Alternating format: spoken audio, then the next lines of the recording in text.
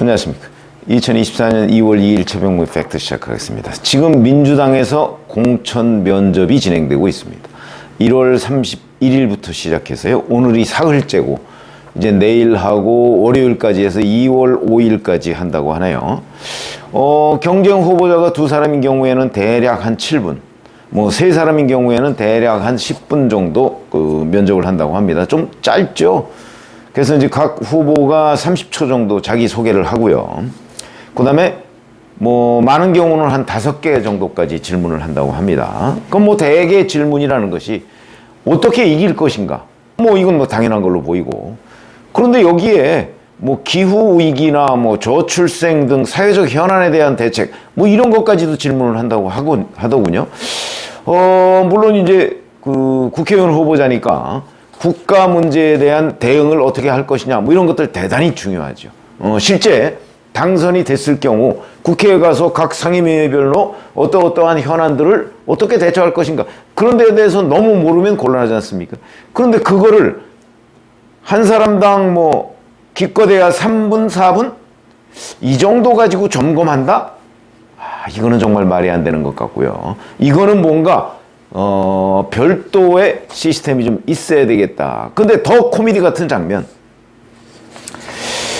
이게 국민참여공천제라고 얘기를 합니다. 국민들이 참여를 했다는 뜻인 것 같은데 그 국민이 누군지는 뭐 잘 모르겠습니다만 이 사람들이 이제 얘기하는 이 소위 심사 기준이 있는 거 아니겠습니까? 거기서 이제 음주운전이라는 게 빠졌다. 그래서 이게 이재명 대표의 음주운전 때문 아니냐 뭐 이런 논란도 있었는데 어쨌든 거기에서 첫 번째 최우선순위로 검증할 기준이 부패근절이다. 이렇게 지금 발표가 돼 있습니다. 부패근절. 물론 부패근절이라는 의미는 이 사람이 만약에 기소가 돼서 뭐 대법원 최종 확정 판결까지 나왔다면 뭐 그런 거야 뭐 의문의 여지가 없겠죠.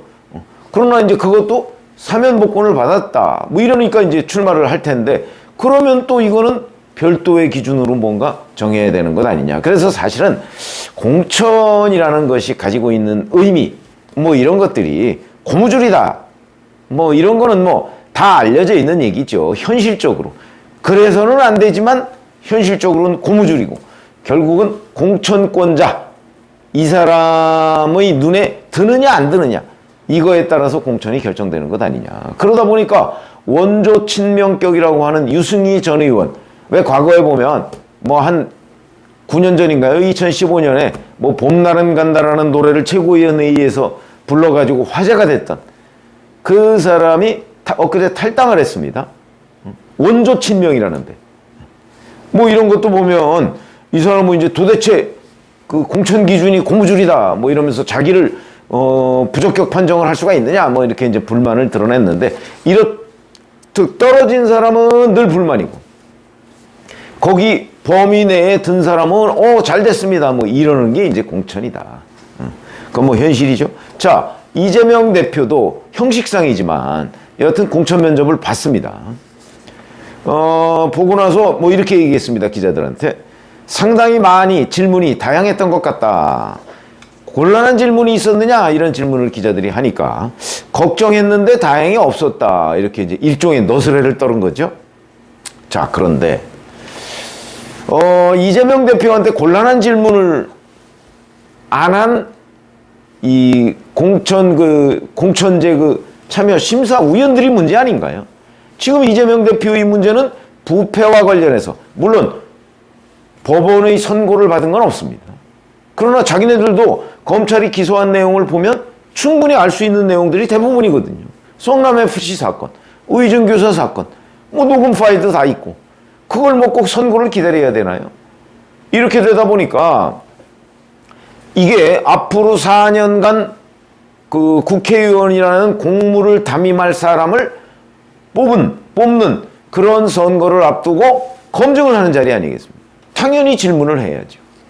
그래, 대장동, 백현동 이거는 당신은 부패행위라고 보지 않느냐. 이게 선거 과정에서 최대 이슈가 될 텐데 최소한도 어떻게 돌파할 것이냐. 이런 부분이라도 질문을 했어야 되는 건 아닌가. 가장 중요한 질문을 빼고 뭘 검증하겠다는 겁니까? 이런 점이 문제가 된다는 거죠. 물론 뭐 그거 검증한다고 이재명 대표를 뭐 공천 탈락시키겠습니까? 많은 어쨌든 간에 질문은 있어야 된다는 거죠. 그래서 이재명 대표로부터 자, 재판 리스크가 있고 앞으로 4년 임기를 못 채울 수도 있는데 그건 어떻게 생각하냐? 이런 걸 질문을 해야 되는 것 아닌가요? 그러니까 가장 필요로 하는 질문을 뺐다.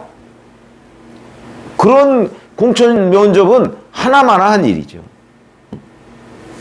그런 생각이 들고, 뭐 예를 들어서 우이준 교사 같은 경우는 총선 끝나면 바로 1심 선고가 나올 가능성이 있고, 지금 조희대 대법원장의 그 이 체제에서는 신속한 재판을 우선순위로 지금 하고 있기 때문에 아마 이 부분은 잘하면 올 연말 내에 대법원 확정 판결이 나올 수도 있습니다. 근데 그 질문을 안 한다고요. 올 연말 내에 그 이재명 대표가 국회의원직을 잃을 수도 있는데 그게 전혀 문제가 안 된다. 민주당의 공천심사위원들은 과연 그렇게 생각하고 있는 것이냐. 이 질문을 다시 우리가 공천심사위원들한테 한번 해봐야 되는 것 아닌가. 이런 생각이 들고, 성남FC 같은 경우는 제3자 뇌물입니다. 뭐 이거는 뭐 워낙 그 백현동, 뭐 우일의 신도시, 대장동, 성남FC 이게 하나 묶여서 재판으로 돌아가니까 이거는 뭐 2027년 3월까지 1심 선고가 안 나올 가능성도 있다. 제가 이렇게 말씀을 드렸지만 어쨌든 간에 공천심사위원들로서는 이런 것들이야말로 대표적인 부패 네트워크인데 그걸 검증을 안 하고, 뭐 검증을 어차피 끝까지 할 수는 없지만 여하튼 질문조차 하지 않았다는 거는 이거는 뭐 공천 면접을 왜 하느냐는 근본적인 의문을 들 수밖에 없게 하는 이런 것이다. 서울 마포갑의 사선인 노웅래 의원, 잘 아시다시피 자, 불법 선거 자금 받고 그 다음에 태양광 발전 사업 납품 편의를 제공하는 명목으로 뭐 사업가로부터 총 6천만 원 수수하고 이렇게 기소돼서 지금 재판을 받고 있습니다. 그런데 이와 관련한 질문이 하나도 없었던 모양입니다. 노웅래 의원 기자들의 질문에 이렇게 답했습니다. 검찰 수사 내용 관련해서 준비를 해갔는데 소명서를 내서 그런지 따로 질문하지 않았다. 이 사람이 이 문제로 임기를 못 채울 가능성이 대단히 높은 사람인데 그런데 그런 질문을 하나도 하지 않았다. 불구속 기소된 게 작년 3월입니다. 그 현재 1심 재판 중입니다. 아마 거의 끝날 때 다 됐을 겁니다. 그런데도 질문을 안 한다. 도대체 무슨 기준으로 심사를 하느냐. 자기들이 이 사람 총선에 뛰어도 좋습니다 라고 했는데 실제 임기도 못 채울 가능성이 대단히 높은 사람인데 그와 관련한 각오라도 물었어야 될 거 아니냐. 더 황당한 사람은 황운하 의원이죠.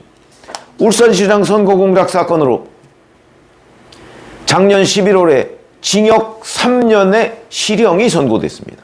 물론 법정 구속되지는 않았습니다. 기자들의 질문에 이렇게 답합니다. 공통 질문으로 검찰 관련 질문을 받아서 수사 기소권 분리만이 유일한 해법이라고 답을 했다. 이렇게 얘기를 했는데 아니 울산시장 선거 공작 관련해서 1심에서 징역 3년인데 자, 이 정도가 되면 이거 2심에서 뒤집을 수 있습니까? 이번에 출마 포기하는 게 맞는 거 아니에요? 라고 얘기하는 게 정상적인 국민 눈높이 아닌가요? 근데 그런 질문 하나도 안 했다. 도대체 유권자를 뭘로 알고 이런 식의 공천 면접을 하는가? 3년 실형 선고됐으니까 아마 제가 보기에는 임기 시작하기도 전에, 임기는 5월 30일 날 시작하죠? 시작하기도 전에 2심이 나올 가능성이 있고 그러면 좀 빠르면 연내에 확정 판결이 나와서 의원직을 잃고 그러면 4년 임기에서 1년 임기도 채우지 못하고 끝날 가능성이 아주 높은 사람한테 그와 관련한 아무런 질문도 하지 않는다. 이게 국민 눈높이에 과연 맞는 것인가? 이런 부분을 공천심사위원이라는 민주당 공천심사위원이라는 사람들한테 물어보지 않을 수가 없다. 이런 사법 재판 리스크를 가지고 있는 뭐 이외에도 뭐 돈봉투 수수 의원 20명 근데 뭐 그거야 현재 윤관석 의원이 입을 다물고 있기 때문에 뭐 그건 밝혀지지 않겠죠. 윤관석 의원이 입을 열지 않는 한 본인들이 시인할 일은 없고 본인들은 이미 다 언론 매체를 통해서 자기 받은 적 없다고 얘기를 하고 모함이라고 얘기를 하고 있으니까 윤관석 의원이 입을 열지 않는 한 아니다. 그러니까 저는 뭐 검찰이 그 거론된 사람들을 다 불러서 조사하겠다.